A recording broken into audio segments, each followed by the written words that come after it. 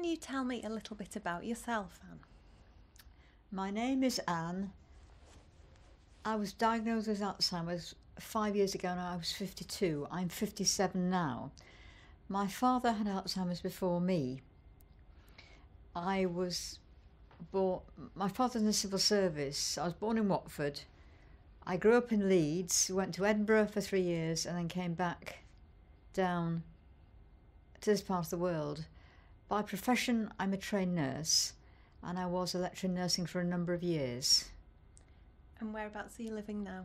I live in a care home called Sunrise Senior Living in Hale Barnes. I've been there for 18 months now. And can you tell me a little bit about how you spend your time now? Well, all the time I get out on the number 18 bus. Any other bus I'm sunk, but number 18 bus, I'm fine, I can get out when I want to. But apart from that, I am invited to go and do talks with my title being Living with Alzheimer's, which I do. I was asked at a talk I did once what 3 things keep me going. My answer was my friends, my faith and doing my talks. Take any one of those away and I'll be sunk. So doing my talks gives me a purpose for living and that's so vital to me to do.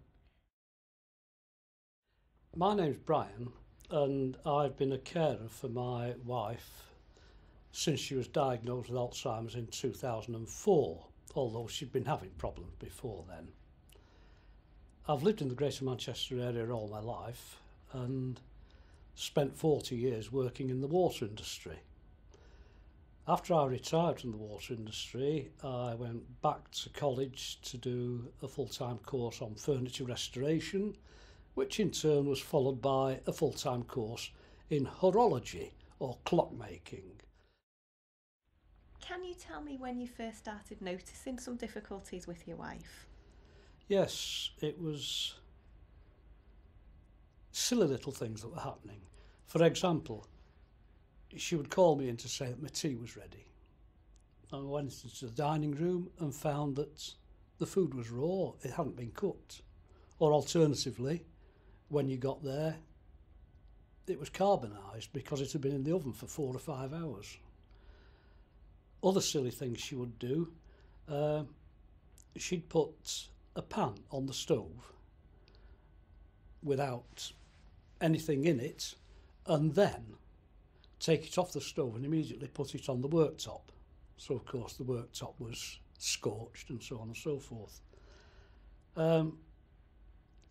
She was quite active at this time. We used to go walking every week with a walking group, and so the problems all appeared to be at home, but obviously there was something wrong, and it was obviously a mental problem rather than a physical problem.